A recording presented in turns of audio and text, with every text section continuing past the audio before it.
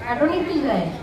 તો હવામાં જો કાંટો નીકળી જતો હોય તો લોહી ઓછું થાય ના થાય. એટલે થોડું ટાઈટ બંધ. ખ્યાલ આવી ગયો? હવે આપણે બીજું આપણે આ કાંટો આપીએ કોઈ છે. હવે તારું શું નામ છે? કરશે મદદ કરશે. ચાલો મદદ કરો. ભાઈબંધ અમારો છે અને કૃષ્ણ તારે બોલ છે તારા ભાઈબંધો કેવા છે, મને મદદ કરે એવા છે કે નહીં, બરાબર? તારે કેવી રીતે ફ્રેન્ડશીપ રાખવાની. ભાઈબંધ